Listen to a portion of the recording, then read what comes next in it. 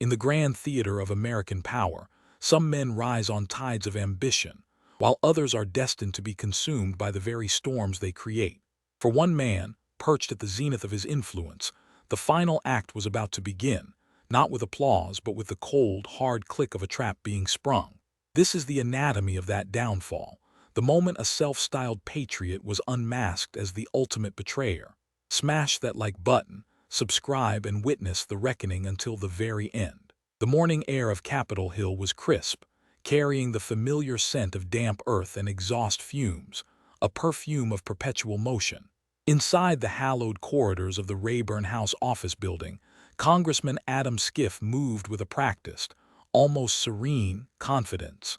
His footsteps echoed softly on the polished marble, a rhythmic counterpoint to the low hum of a government perpetually at work. He was a man sculpted by the unforgiving pressures of Washington, his demeanor a carefully calibrated blend of intellectual superiority and public service. His reflection, caught for a fleeting moment in the brass plating of an elevator door, showed a figure of immense authority, his dark suit a uniform of power, the deep burgundy of his tie a subtle declaration of his own gravitas. He was the nation's chief prosecutor, the relentless inquisitor who had taken on a sitting president, his face a fixture on screens across the globe. Today's agenda was mundane, a routine oversight hearing with the Department of Justice. It was an opportunity, like so many before it, to reinforce his position, to publicly question the nation's top law enforcement and remind them, and the country, of the reach of his committee's power. He pushed through the heavy double doors of the main hearing chamber, his mind already 3 steps ahead, composing the sharp, memorable sound bites that would dominate the evening news cycle. But the scene that greeted him was an immediate, jarring departure from the script he had envisioned. The room was not just filled, it was electric, buzzing with an energy that was both tense and predatory. Banks of network cameras formed a gauntlet, their unblinking red lights glowing like embers in the dim light. The press gallery was overflowing, not with the usual jaded beat reporters, but with the heavyweights of journalism, their faces etched with anticipation. And the security detail was unlike anything he had ever seen for a simple oversight hearing. Stern-faced U.S. Marshals, their jackets pulled tight over the unmistakable bulk of tactical gear, stood like sentinels at every entrance and exit. They were not there to manage a crowd, they were there to contain a detonation. And then his eyes found the source of the disruption. Seated alone at the witness table, a space normally reserved for stammering bureaucrats and nervous officials, was Dan Bongino. He wasn't merely sitting, he was anchored to the spot, a figure of coiled, explosive energy that seemed to absorb the light in the room.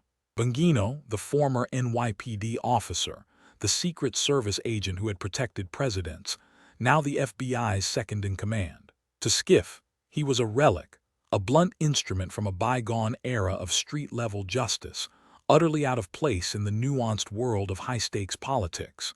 Bongino's eyes were fixed on him, a steady, unblinking stare that was both analytical and feral.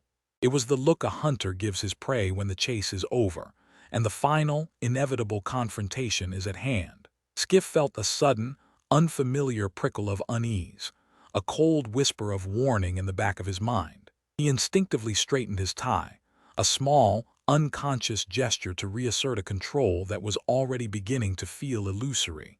He made his way to the dais, the short walk feeling like a mile under the weight of 100 silent stairs. He arranged his notes, the familiar rustle of paper a small comfort in a room that suddenly felt alien. Deputy Director Bongino, Schiff began, his voice a carefully modulated instrument of authority, honed over decades of courtroom battles and televised hearings. This is an unexpected honor.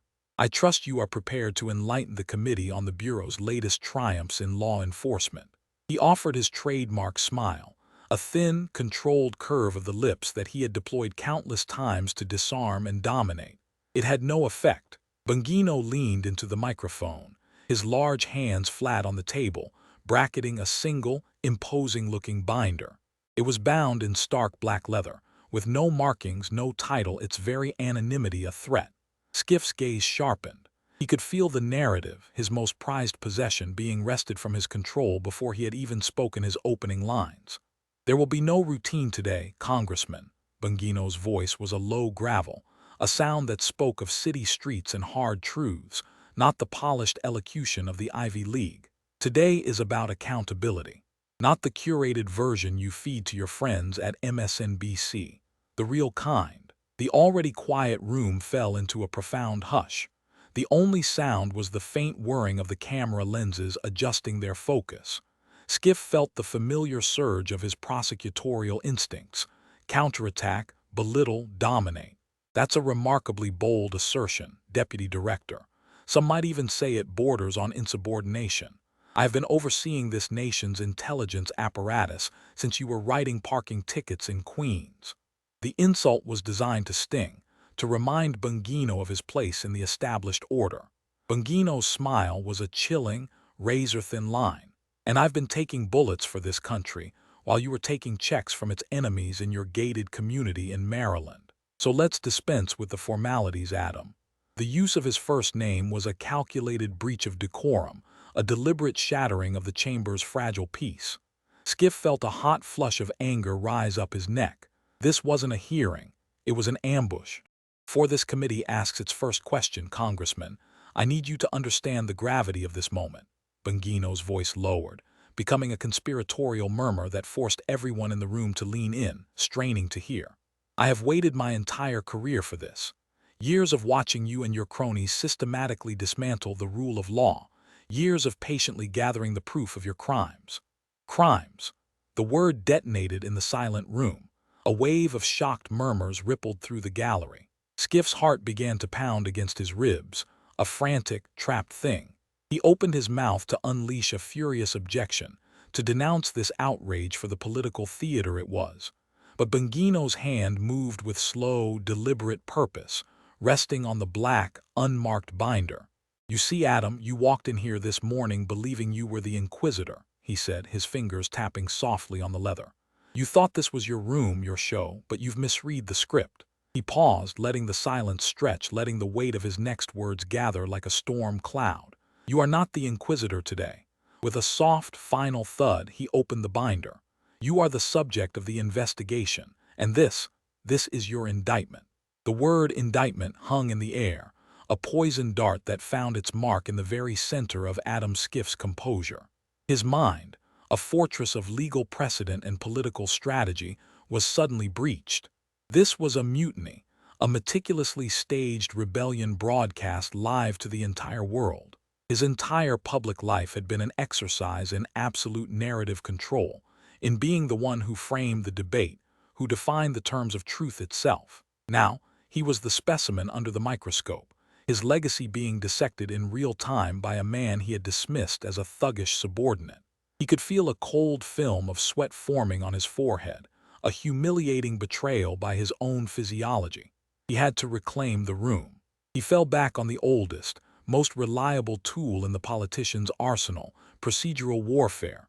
Mr. Chairman, he began, his voice strained, a note higher than he intended. I must register my strongest possible objection to this grotesque pantomime. The Deputy Director of the Federal Bureau of Investigation is commandeering a congressional hearing to launch a baseless, defamatory, and partisan assault. This is a flagrant abuse of his office.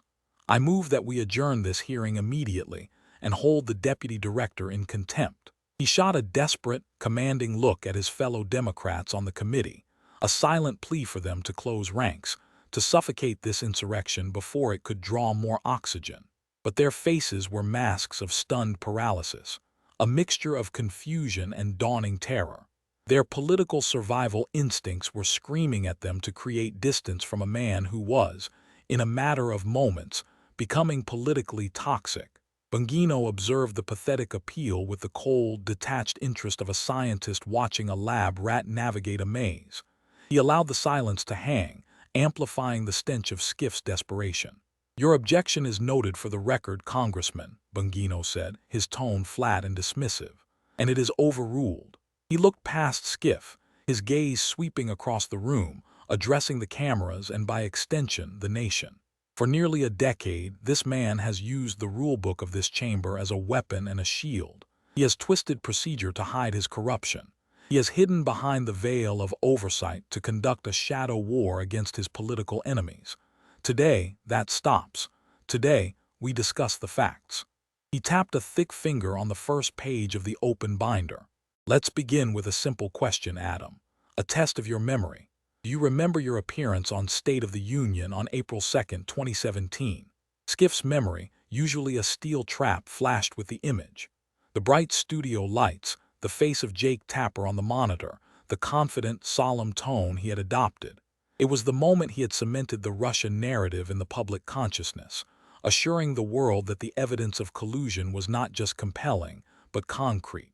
It was a calculated deception, of course. A lie he had told himself was necessary for the greater good of the nation. He had repeated it so many times in so many venues that it had acquired the weight of truth in his own mind. "Of course, I remember it," Schiff said, forcing a sound that was meant to be a confident scoff but emerged as a brittle croak. "I stated then, as I state now, that there was clear evidence of a conspiracy against our democracy, and I stand by every word." Bongino's smile was slow and cruel, the expression of a chess master who sees the checkmate 10 moves ahead. "Excellent," he purred, "because I would like to play for you and for the American people a recording.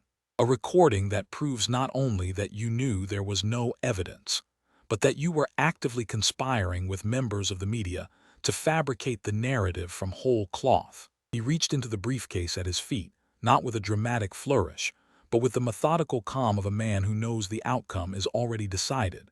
He did not produce a sophisticated piece of FBI surveillance equipment. He pulled out a standard, off-the-shelf digital audio recorder, the kind any journalist might carry. He held it up, turning it slowly so every camera in the room could get a clear shot.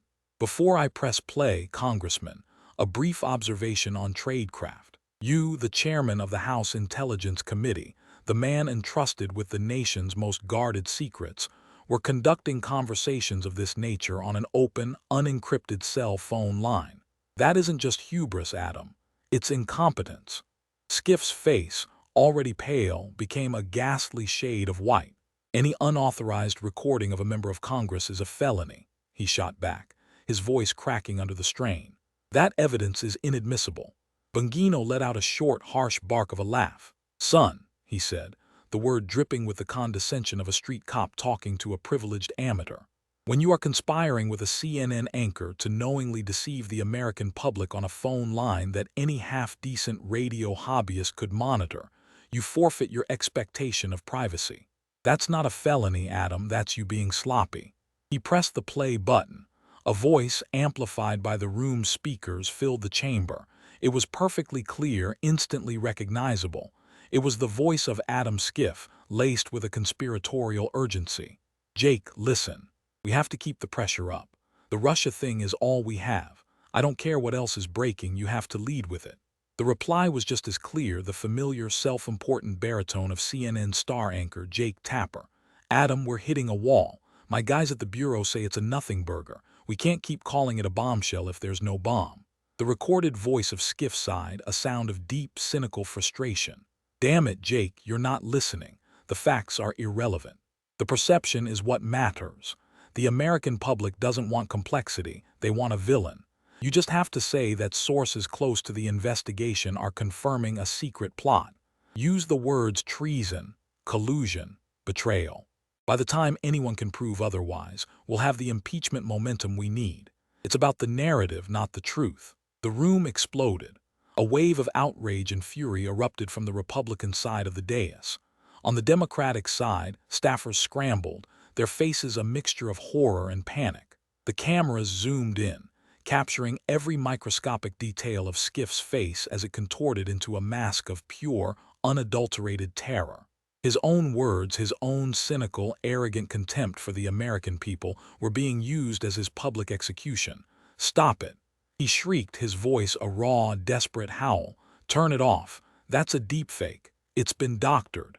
Bongino calmly pressed the stop button. He looked at Schiff, his eyes devoid of any emotion except a chilling, righteous certainty. "A deepfake, Congressman.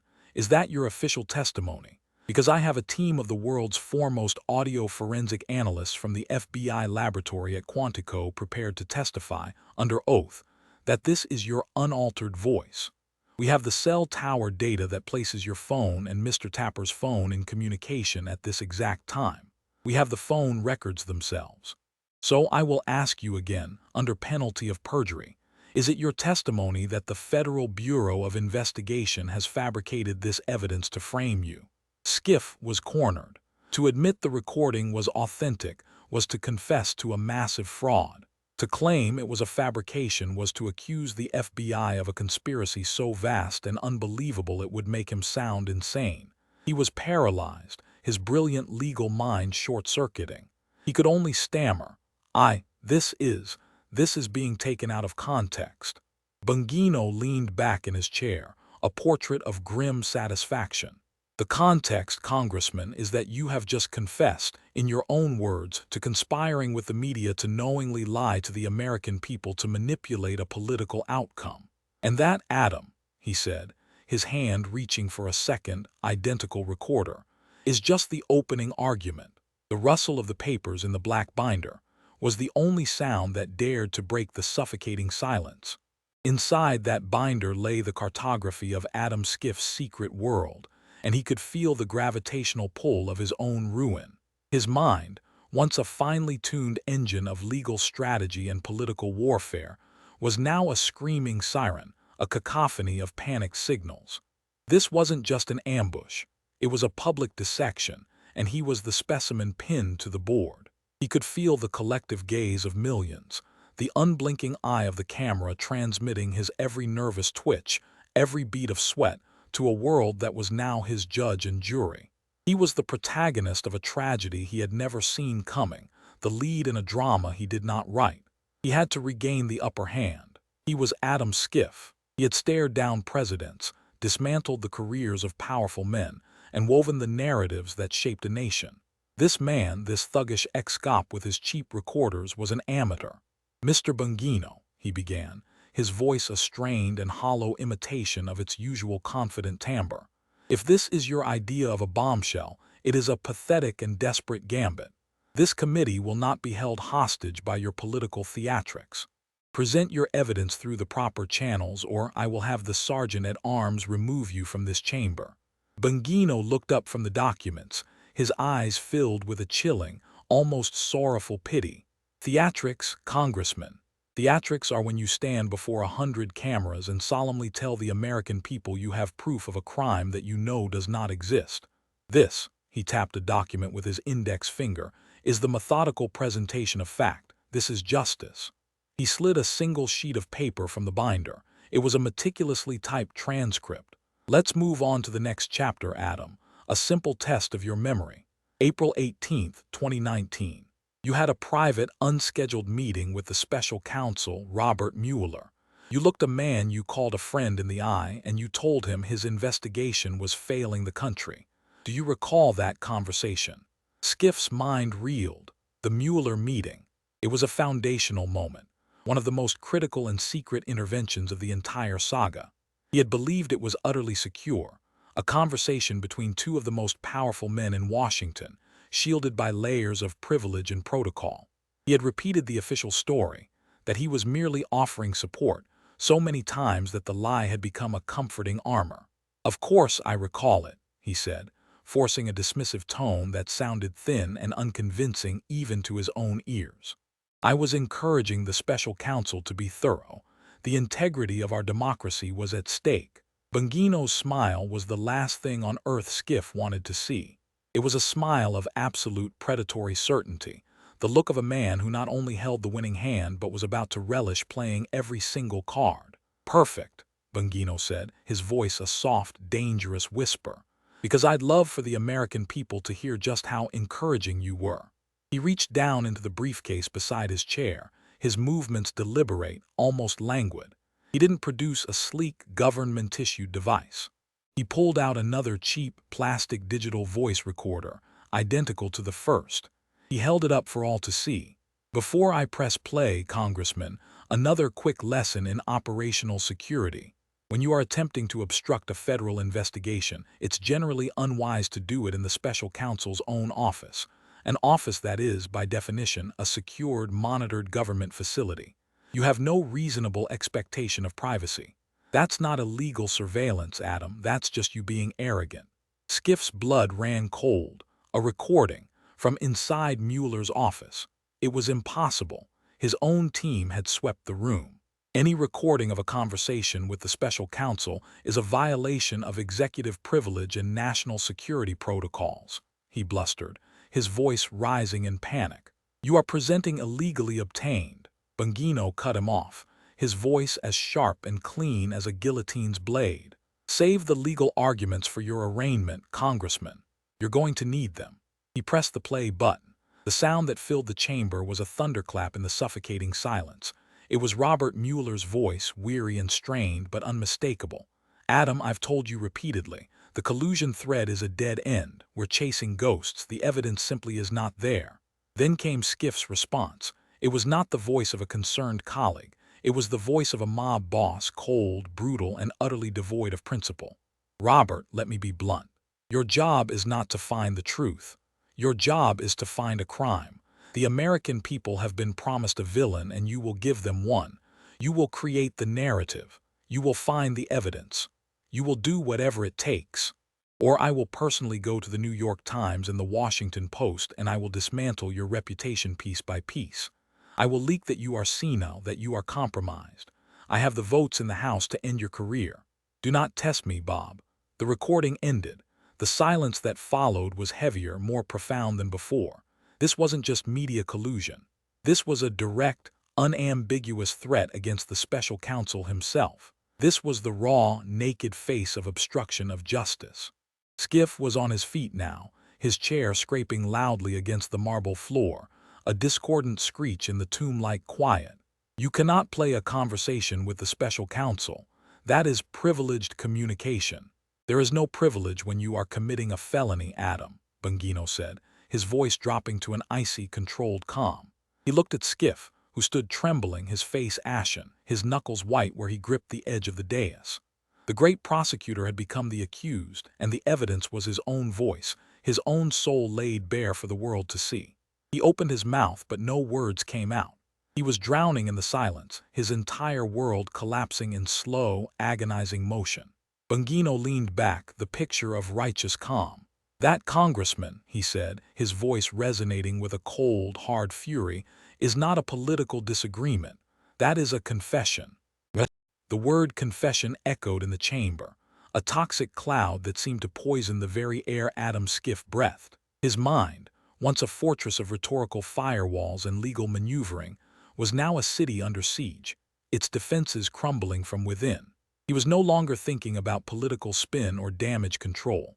He was thinking about the cold, hard reality of federal statutes, of iron bars and the crushing, public weight of disgrace. His entire career, his life's work, had been meticulously constructed upon the perception of moral authority. In less than 15 minutes, Dan Bongino had not just cracked that foundation. He had detonated it, leaving Schiff exposed on a precipice of his own making. He sank back into his chair, the movement stiff, the motion of a man in shock. His hands were trembling, a humiliating betrayal his formidable will could not suppress. He clasped them together on the table, a desperate attempt to still their tremor, but it was a futile gesture. The high-definition cameras would capture it. The world would see his fear. He had to find a way out, a flaw in the procedure, a legal loophole, anything. Where did you get these? He stammered the question, a hoarse, desperate whisper. It was a fatal error, a tacit admission of the recording's authenticity, but his panic was a roaring inferno that had consumed his legal training. Bongino's eyes glinted with the grim satisfaction of a master interrogator who has just elicited the crucial, damning slip. I'm so glad you asked, Adam, he said, his voice as smooth as silk as he gestured toward the official stenographer. For the record, let it be noted that the congressman has not denied the content of the recordings, only questioned their origin, thereby implicitly confirming their validity under oath. Schiff felt a jolt as if from a cattle prod. He had walked straight into the trap. He was confessing in real time, his own legal expertise turned against him like a weapon. That's not, I object. He blurted out, the words clumsy and hollow. Object to what, Congressman? Bongino countered, his voice laced with contempt. To your own words, to the truth. He leaned forward, his expression hardening into a mask of cold fury. "You want to know where I got them? I got them from the servers of the House Intelligence Committee. Your own servers. It turns out that when you use government equipment to plan and commit federal crimes, those communications are subject to subpoena." A federal judge agreed. "We have everything, Adam. Every email, every draft, every memo." The revelation was so simple, so devastatingly bureaucratic. He had been undone by IT protocols and a judge's signature. "But you didn't just conspire with the media and obstruct justice, did you, Adam?" Bongino continued, his voice a low growl. "You went further. You manufactured a hero." He gestured towards the main entrance of the committee room. "I believe you know him.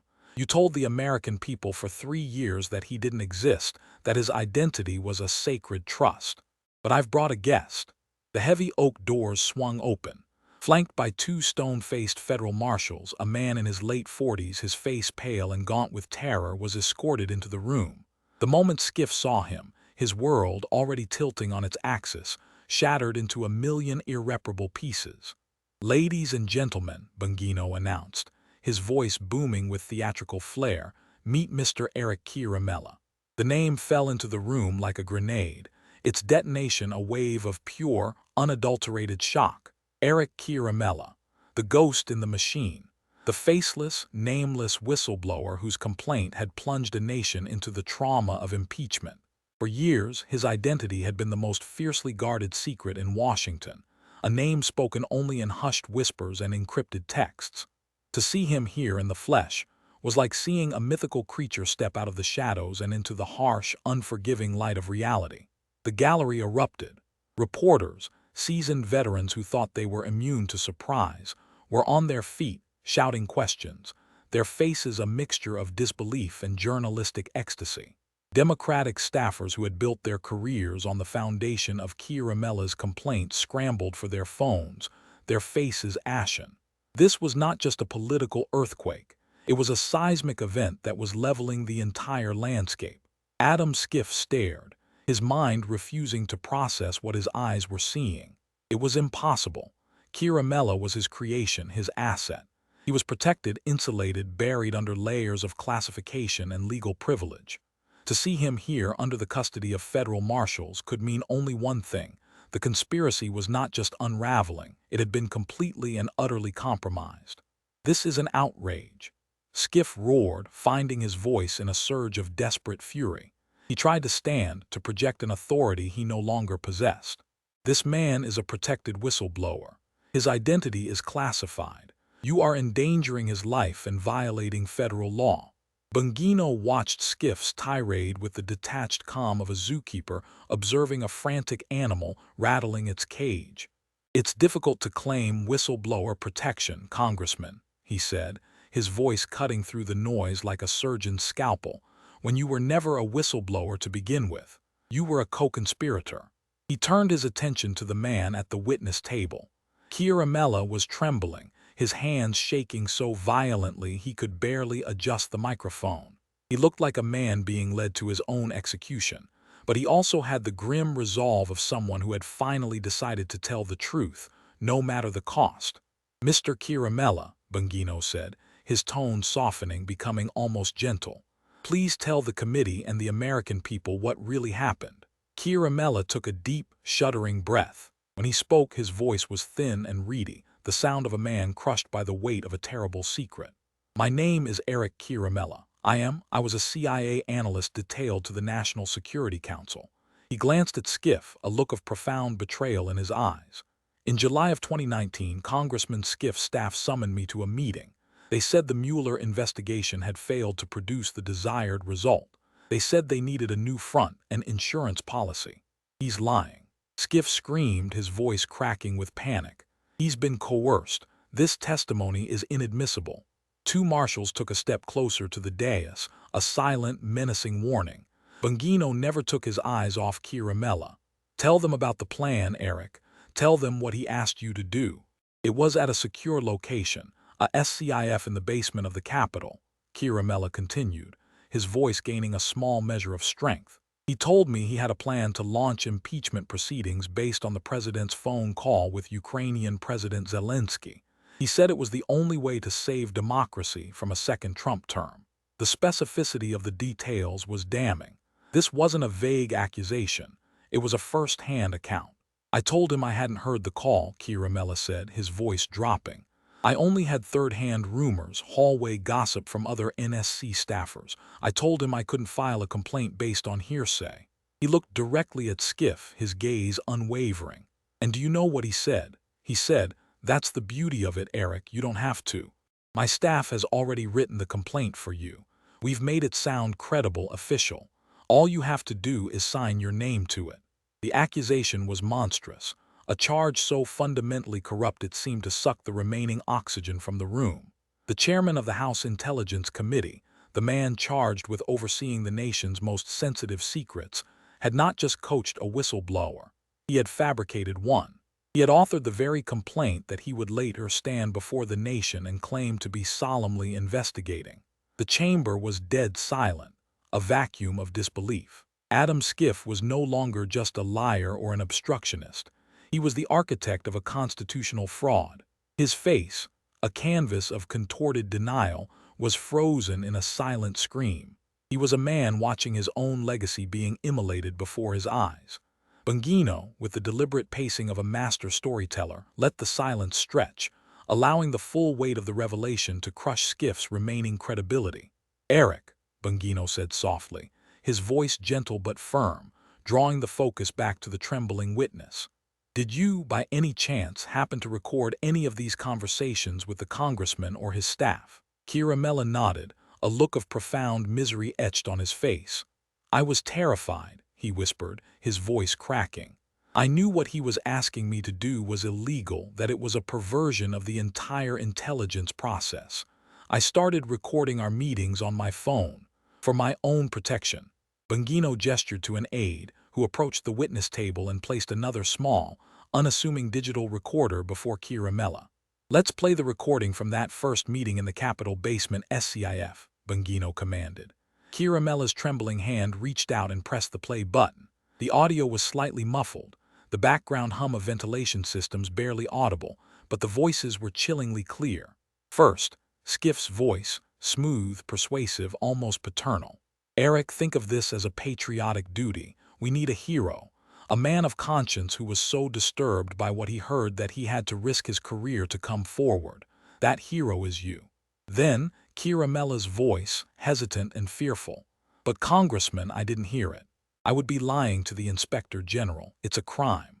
A short, dismissive laugh from Schiff, a sound utterly devoid of warmth. "It's not a lie, Eric, it's a narrative. And right now, the country needs this narrative more than it needs the literal, granular truth.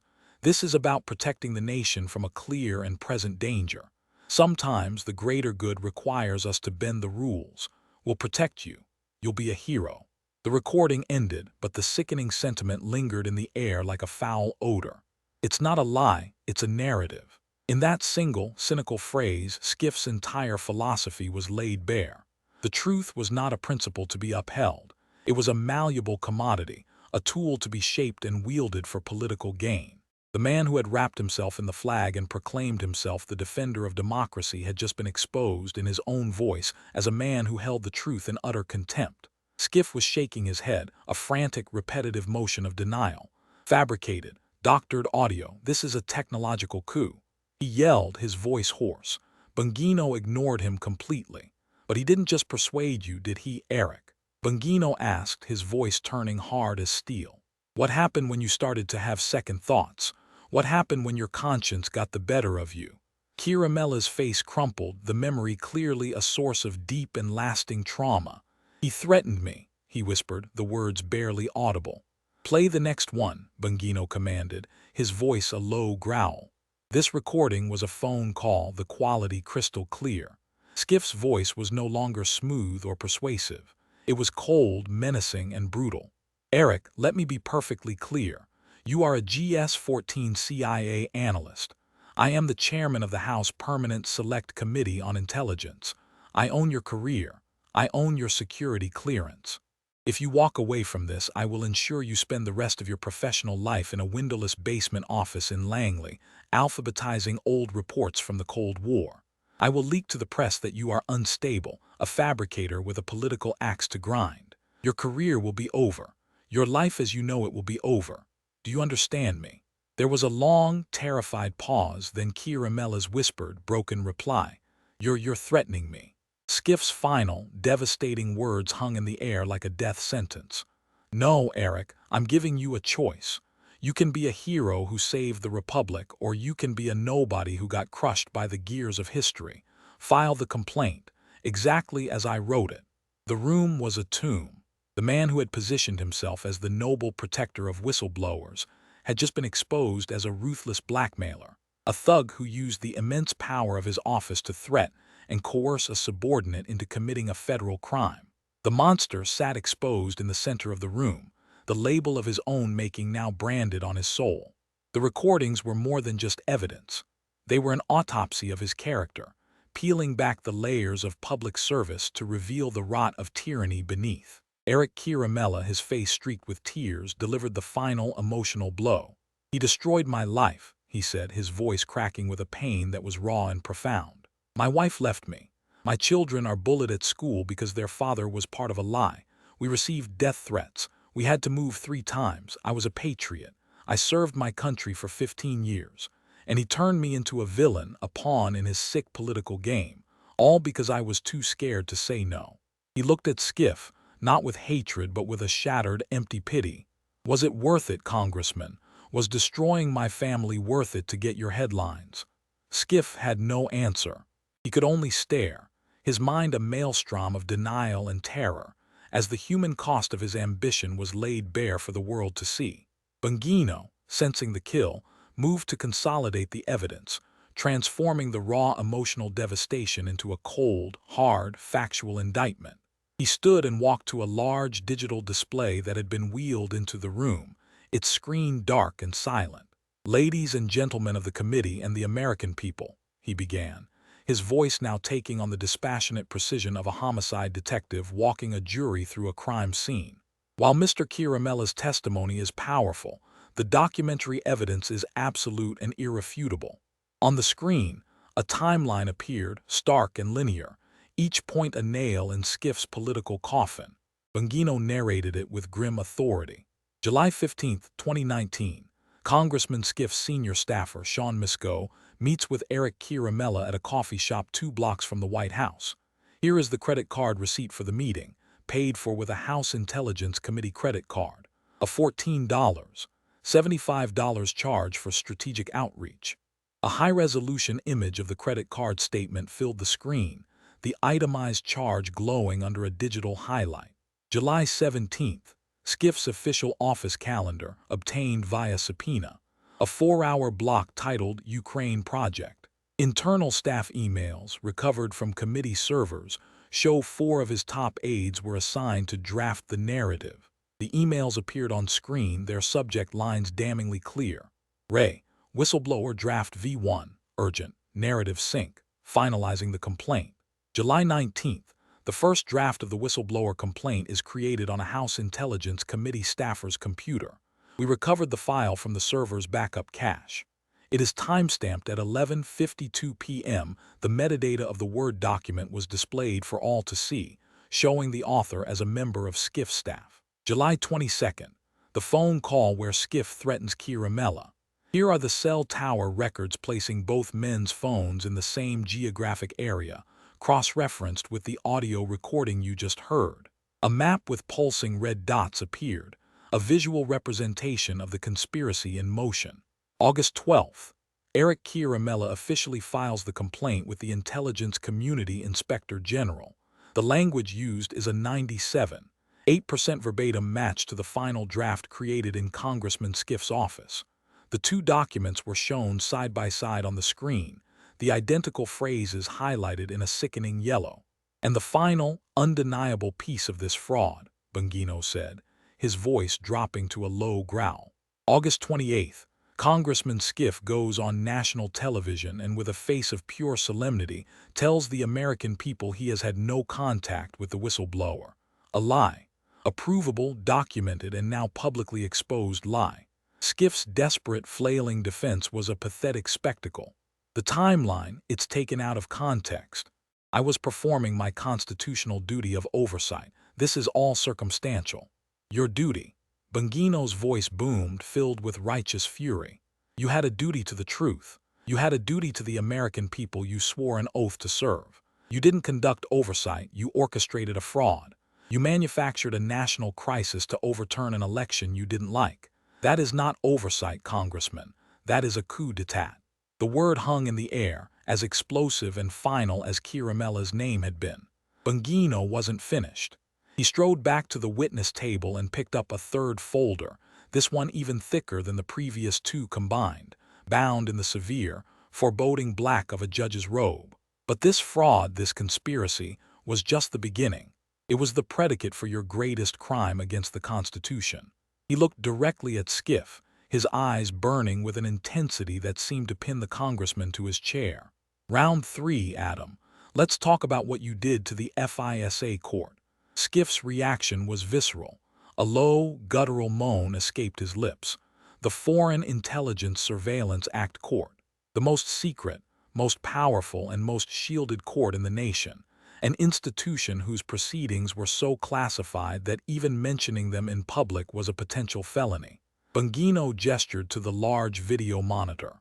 Ordinarily, the proceedings of the FISA court are sacrosanct, but the chief presiding judge felt that the crimes committed in her courtroom were so egregious, so destructive to the rule of law, that she has taken the unprecedented step of agreeing to testify. The screen flickered to life. The image that appeared was that of a woman in her late 60s, her face framed by graying hair, her expression one of stern, unyielding authority. She wore the black robes of a federal judge. The nameplate before her read, "The Honorable Rosemary M. Collier, Presiding Judge, United States Foreign Intelligence Surveillance Court." The room fell into a state of stunned, reverent silence. This was impossible. It was a constitutional crisis and a history-making moment playing out in real time. A sitting FISA judge appearing publicly was the judicial equivalent of a nuclear bomb. Judge Collier's voice, clear and imbued with decades of judicial temperament, cut through the silence like a diamond. "Mr. Schiff," she began, her gaze boring into him through the camera lens as if he were the only other person in the universe. "For 3 years you have used the shield of national security to hide your crimes. Today, that shield is broken. You came into my chambers, you swore an oath before me, and you systematically lied to a federal judge to obtain warrants to spy on American citizens. You poisoned the well of justice, sir, and today you will drink from it." Adam Schiff, the Harvard-trained lawyer, the master prosecutor, looked at the face on the screen and finally, truly understood. There was no escape. He had lied to the wrong judge. The face of Judge Rosemary Collier on the screen was like the face of judgment itself, impassive, absolute, and utterly implacable. For Adam Schiff, it was as if the marble statues of justice that lined the halls of government had come to life to condemn him personally. The FISA court was his secret weapon, the dark engine room of his power. It was a place of shadows and whispers, where the normal rules of evidence and adversarial process did not apply. He had treated it as his personal fiefdom, a rubber stamp for his political vendettas, never once imagining that its formidable secrecy could be turned against him.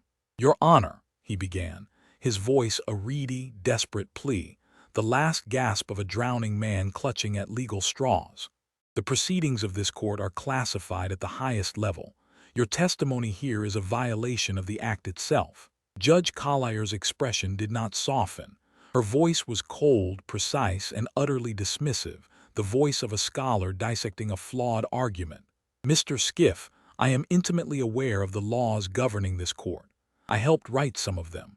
Allow me to educate you. The shield of classification is intended to protect national security and the integrity of our intelligence methods. It is not, and was never intended to be, a cloak for federal felonies being committed within my courtroom. When you perjured yourself before a federal judge, you forfeited that protection. The Department of Justice has authorized my testimony. The President has declassified all materials related to your abuse of this court. There is nowhere left for you to hide. Her words were a judicial sledgehammer, shattering his last desperate legal shield into 1,000 pieces. Bongino, sensing his moment, stepped forward to guide the testimony, his voice now respectful, deferential to the judge. Your Honor, could you please describe for the committee Congressman Schiff's first appearance before you regarding the Russia investigation? Judge Collier consulted a file before her demeanor that of a judge reading a verdict into the record. On October 21, 2016, Mr. Schiff appeared before me in a sealed session. He was there to request a surveillance warrant against a United States citizen, Mr. Carter Page. The primary evidence he presented to justify this extraordinary intrusion was a dossier compiled by a former British intelligence officer, Mr. Christopher Steele. She looked up from her notes, her eyes locking onto Schiff through the camera. Mr. Schiff swore under oath that the FBI and CIA had independently verified the dossier's contents. He described it as raw but credible intelligence from multiple corroborating sources. He knew that was a lie. We now have evidence, in the form of internal CIA memoranda, that at the very moment he was swearing to its credibility, the CIA had already informed his committee that the dossier was, and I quote from their report, an internet rumor mill and likely product of Russian disinformation. The revelation was stunning. He hadn't just presented weak evidence. He had presented evidence that his own intelligence agencies had already debunked, and then he had lied about it to a federal judge. But it gets worse, Judge Collier continued, her voice tight with suppressed judicial anger. In a subsequent hearing to renew the warrant on January 12, 2017, I expressed skepticism about the dossier's veracity. I asked Mr. Schiff directly if there was any information that might call into question the source's credibility or motives. He looked at me and said, "None whatsoever, Your Honor." He deliberately and maliciously withheld the fact that Christopher Steele had been hired and paid by the opposing political campaign and was, in his own words, desperate to see Donald Trump lose the election. That is exculpatory evidence, Mr. Schiff. Withholding it is a felony. Bongino then signaled for another audio file to be played. The audio was pristine, clearly captured by the court's own secure recording system. It was from a closed session in the judge's chambers.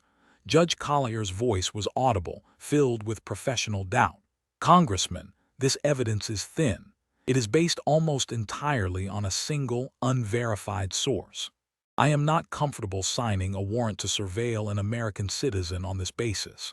Schiff's voice, dripping with condescension and a veiled threat, replied, Your Honor, with all due respect, you are a judge, not an intelligence analyst. The intelligence community is telling you this is a grave national security threat. The country is in danger. If this court is seen as an obstacle to protecting our democracy, then perhaps Congress needs to reevaluate the court's composition and authorities. I have many colleagues who feel it's time for new blood on the FISA bench. The recording ended. The implication was unmistakable. Approve the warrants or we will have you removed from your post. It was a direct threat against a sitting federal judge. Threatening a federal judge is a crime, Mr. Schiff, Judge Collier said, her voice like ice. Perjury before this court is a crime. Defrauding this court is a crime. You are not a public servant, sir. You are a serial felon who weaponized the most powerful and secret tools of our intelligence community to spy on your political enemies.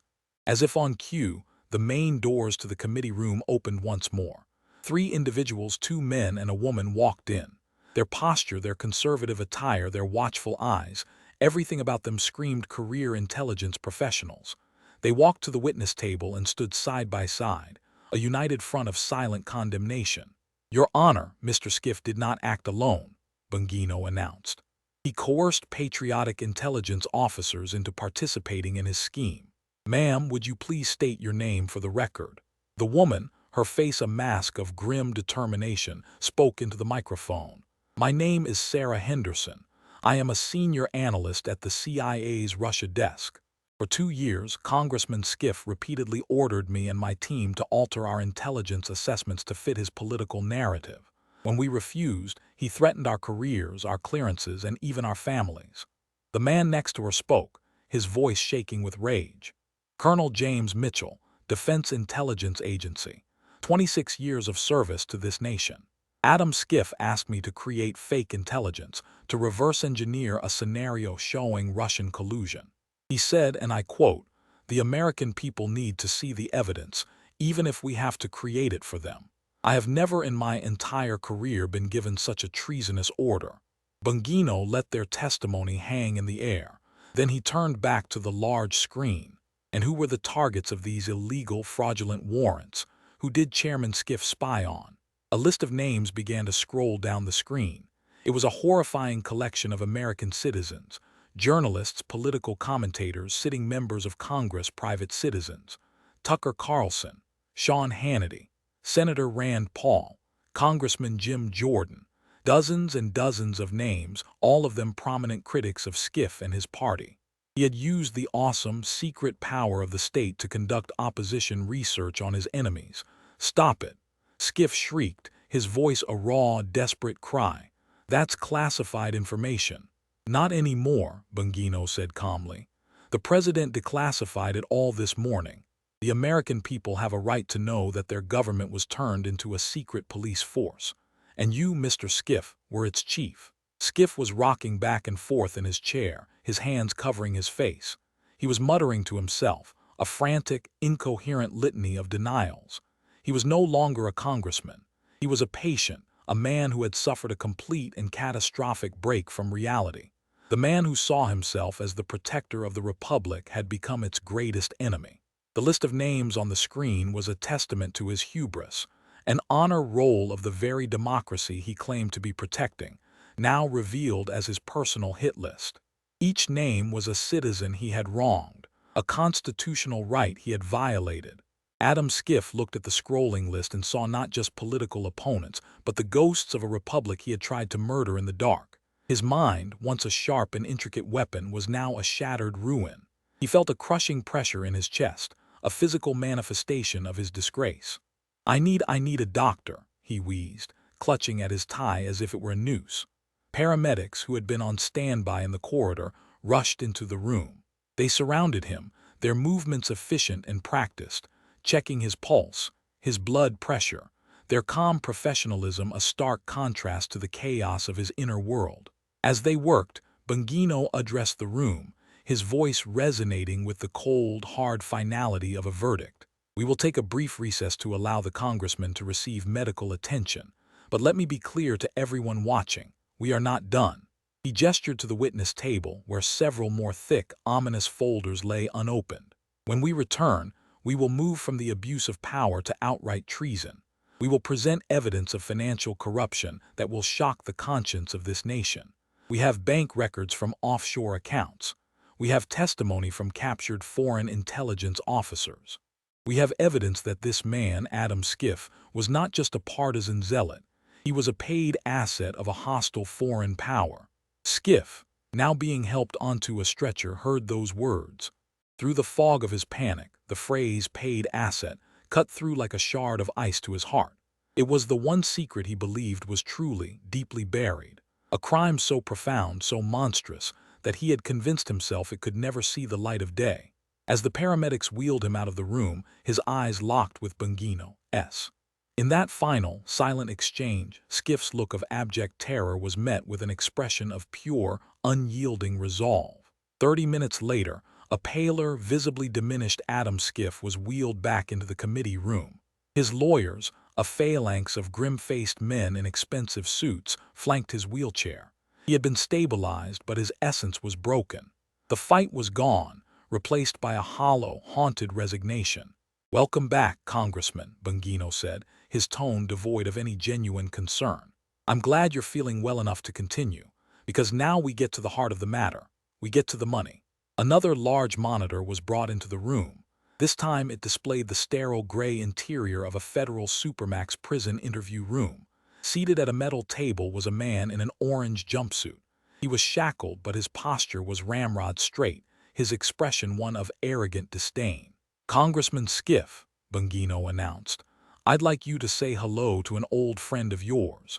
This is Mr. Chen Wei, a former deputy director of China's Ministry of State Security." He was apprehended last month attempting to exfiltrate another asset from U.S. soil. He has been remarkably cooperative. Schiff's reaction was a jolt of pure horror. This is absurd. You can't use the testimony of a captured communist spy. It's coerced propaganda. The man on the screen, Chen Wei, laughed. It was a dry, rasping sound. His English was precise with only a faint accent. "Hello, Cardinal," he said. The use of the code name sent a fresh wave of shock through the room. Did you truly believe your handlers in Beijing would not keep meticulous records of our most valuable American asset? Cardinal, the name dripped with intimacy and betrayal. Chen continued, his tone that of a bureaucrat reviewing a file. We first identified Adam Schiff in 2016.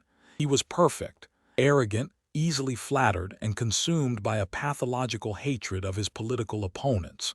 Began by feeding his ego, providing him with disinformation that he eagerly consumed and disseminated because it fit his preconceived narrative.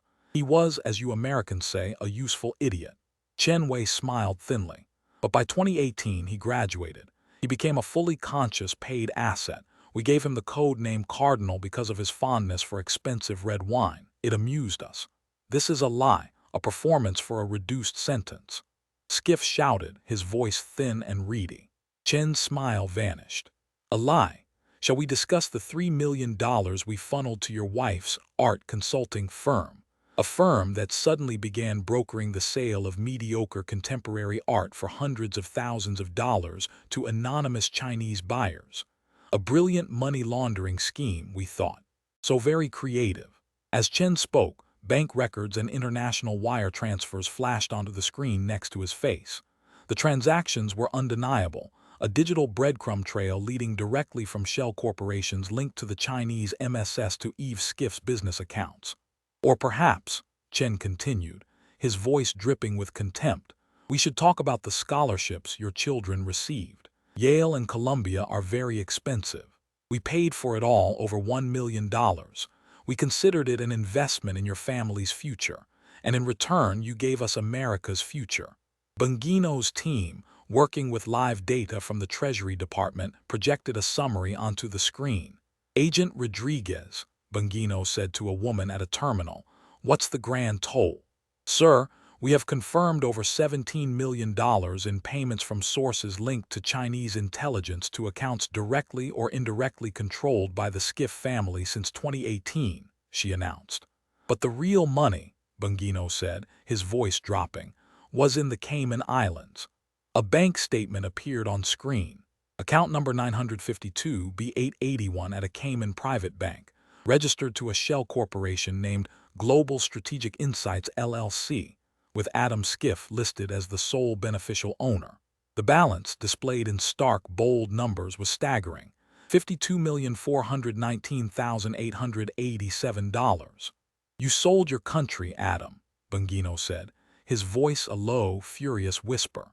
You sold out every man, woman, and child in this nation for a Cayman Islands bank account and a mansion in Potomac. The final piece of evidence was another audio recording. This was intercepted by the NSA 2 days ago, Bongino explained. It is a call from Congressman Schiff to a handler at the Chinese embassy in Washington, D.C. Schiff's voice, frantic and terrified, filled the room. They know. Bongino has everything. You have to get me out. I'm invoking the extraction protocol.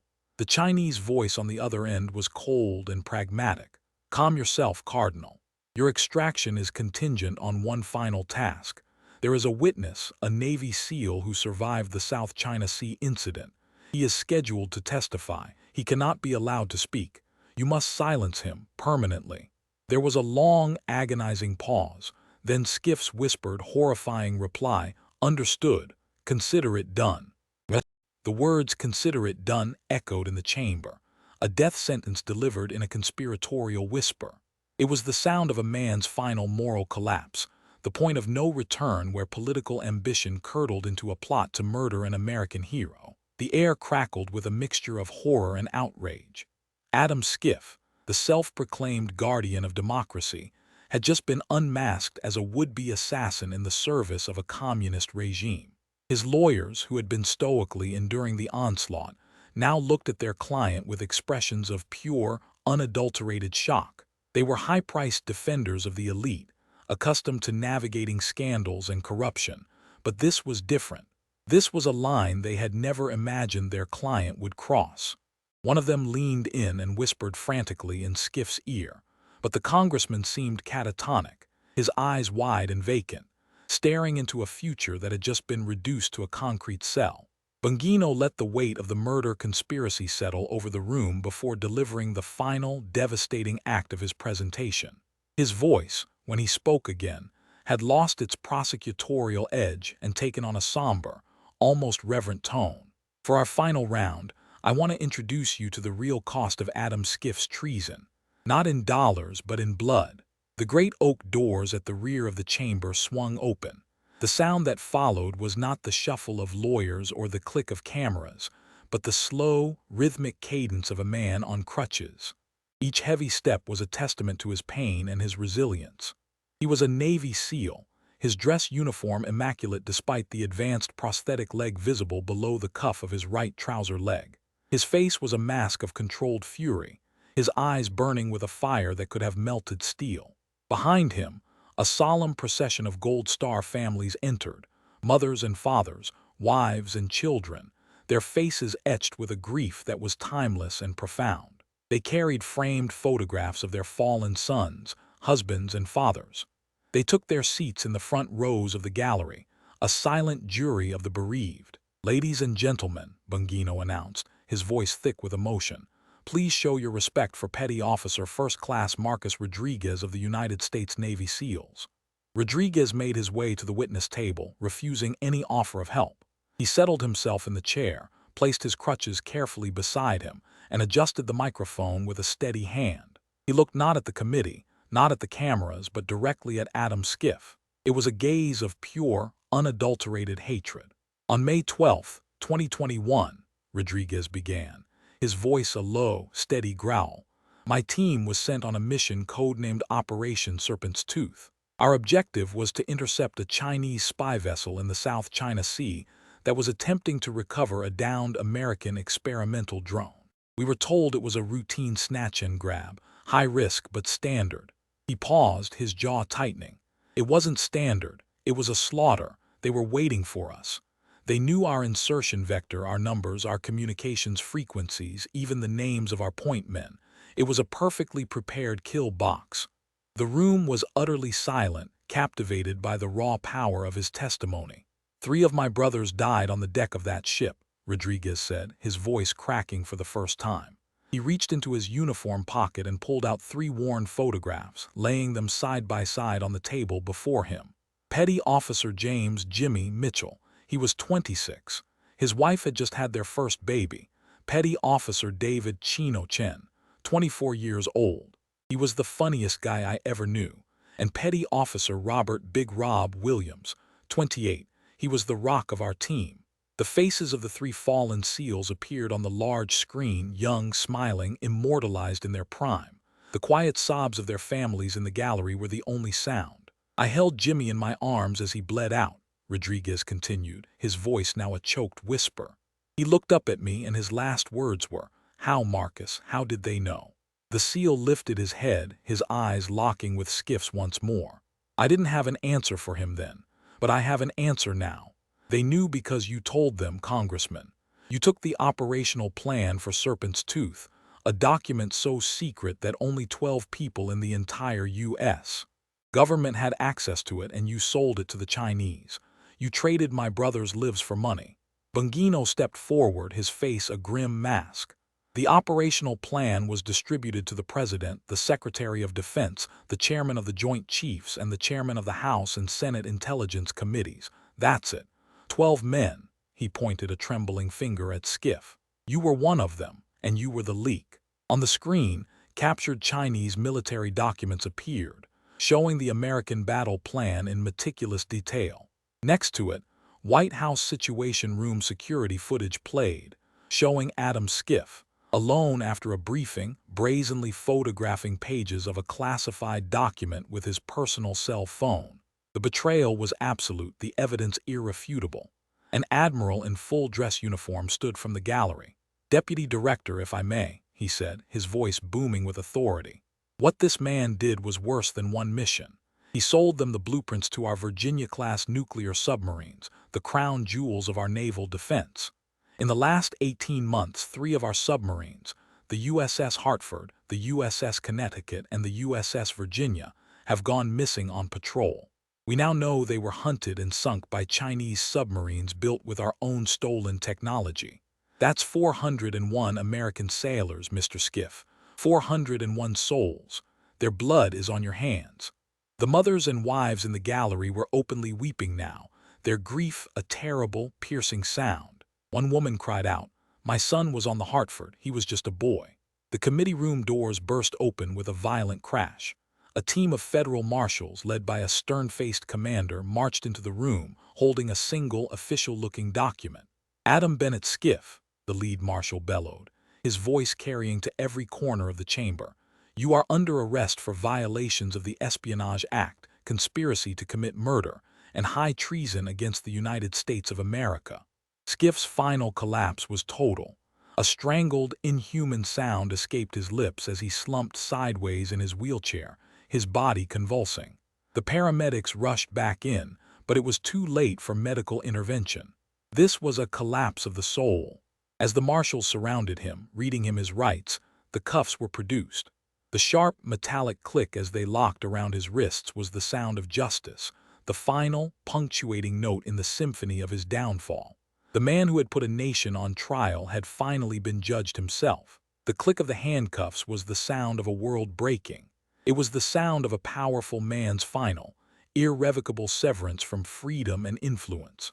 As the federal marshals lifted the now limp form of Adam Schiff from his wheelchair onto a gurney, the room remained in a state of suspended animation, a tableau of stunned disbelief. The man who had lectured a nation on patriotism, who had wrapped himself in the fabric of the Constitution only to tear it to shreds, was now a federal prisoner.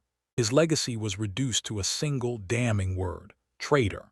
His eyes, wide with a terror that transcended politics, darted around the room, seeking an escape that did not exist. They fell upon the Gold Star families, their faces a mixture of profound grief and grim vindication. They fell upon Marcus Rodriguez, who stood tall on his one good leg, a living monument to the lives Schiff had sold. Finally, they fell upon Dan Bongino, who stood watching, his expression not of triumph, but of solemn, weary duty. As they wheeled the disgraced congressman toward the exit, his expensive suit now rumpled, his signature burgundy tie askew, Bongino stepped forward to address the cameras. His voice was a low, powerful current that commanded the attention of the nation. "Today, justice has been served," he began, his voice resonating with the moral authority he had earned. "But what we have witnessed here is more than the fall of one corrupt man. It is the exposure of a sickness, a cancer that has been growing in the heart of our republic. For years, this man and his enablers in the media and in the halls of power positioned themselves as our moral superiors. They told us they were defending democracy while they worked in the shadows to subvert it." He gestured toward the empty chair where Schiff had sat. "They lied to you. They spied on you. They conspired to overturn your vote. And when they were caught, they sold your secrets and your sons to our enemies to cover their tracks. They believed they were untouchable, a protected class above the law that governs the rest of us." His voice rose, filled with a righteous anger that spoke for millions. "Let the events of today be a warning to every corrupt politician, every compromised bureaucrat, every media talking head who chose narrative over truth. We see you. The American people see you. Your time is up." Within minutes of Schiff's arrest being broadcast live, the digital world fractured. The hashtag #Schiff treason exploded across social media, becoming the single most used hashtag in internet history. News organizations that had spent years championing Schiff, building him up as a heroic figure, were thrown into a state of existential panic. On CNN, the network that had served as Schiff's primary platform, a stunned Anderson Cooper, live on air, removed his earpiece and spoke directly to the camera. We were wrong," he stammered, his face pale. "For years we gave this man our airtime, our credibility. We trusted him and he betrayed us. He betrayed our viewers. He betrayed the country. I don't know how we recover from this." The confession was a watershed moment. It triggered an avalanche. Rachel Maddow on MSNBC delivered a tearful, rambling monologue, apologizing to her audience for being a willing vessel for Schiff's lies. The hosts of Morning Joe, who had lauded Schiff as a patriot, sat in stunned silence for a full 2 minutes of live television before the network cut to a commercial. The Democratic Party leadership, which had hitched its wagon to Schiff's star, went into full-blown crisis mode. The Speaker of the House, who had personally selected Schiff to lead the impeachment, announced her immediate resignation from Congress in a hastily written statement, citing a profound failure of judgment. The Senate Majority Leader held a frantic press conference, his face a mask of desperation, promising full cooperation and attempting to distance the party from the man who had, until hours ago, been one of its most powerful figures. The dam of denial had broken, and the flood of consequences was just beginning. The trial of Adam Bennett Schiff was not a trial in the conventional sense. It was a formality, a procedural epilogue to a story whose ending had already been written in the indelible ink of his own recorded words. The evidence was so absolute, so comprehensive, that his high-priced legal team, facing a mountain of audio, video, and financial data, could offer no defense. He was advised to plead guilty, to accept a deal to spare himself the spectacle of a death penalty trial. He refused. In a final, pathetic act of defiance born of a narcissism that even total ruin could not extinguish, he chose to face a military tribunal. The proceedings were swift and brutal. One by one, the witnesses from the hearing returned. Eric Ciaramella, Judge Rosemary Collier, the CIA analysts, and the Gold Star families. Their testimony, now entered into a formal court record, painted a portrait of a man whose corruption was bottomless. The final witness was Petty Officer Marcus Rodriguez, who stood before the panel of military judges and, in a voice devoid of all emotion, recounted the deaths of his brothers. The verdict was a foregone conclusion: guilty on all 47 counts. Treason, espionage, conspiracy to commit murder. The sentence was delivered without ceremony. Life in prison without the possibility of parole, to be served at ADX Florence, the federal supermax facility reserved for the nation's most dangerous traitors and terrorists. His name would become a byword for betrayal, a cautionary tale whispered in the halls of power for generations to come. His family's assets, every dollar traced back to foreign blood money, were seized. The Potomac Mansion was sold. Its proceeds used to create a fund for the children of the 401 sailors who perished on the submarines he had compromised. His wife, Eve, facing her own charges, cooperated fully, her testimony painting a sad picture of a woman who chose willful blindness over moral courage. The political and media establishment that had enabled him continued to crumble. Within 6 months, 17 members of Congress implicated in the wider conspiracy had resigned in disgrace. The leadership of the Democratic National Committee was swept out, replaced by a new generation desperate to cleanse the stain of treason. CNN and MSNBC, their credibility shattered, saw their ratings plummet to historic lows. Dan Bongino, against his own protestations, was confirmed as the new director of the FBI. His first act was not to hold a press conference, but to fly to the homes of the Gold Star families of Operation Serpent's Tooth. He met with them privately, away from the cameras, and listened to their stories. He promised them that the FBI would never again serve the powerful, but would forever serve the people.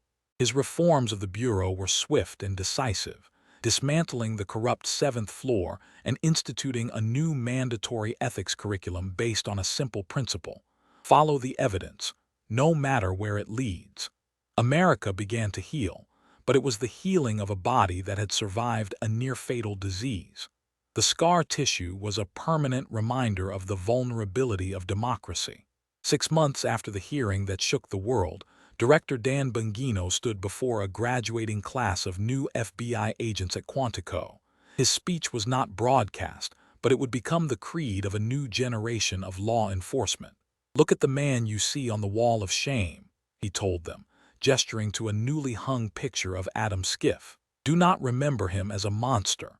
Remember him as a warning about what happens when ambition goes unchecked, when ego replaces duty and when the pursuit of power becomes more important than the pursuit of truth. He believed he was smarter than the system. He believed the rules didn't apply to him. He was wrong. No one is above the law, not a congressman, not a senator, and not an FBI agent. Never forget that. The battle for the soul of this nation is never over.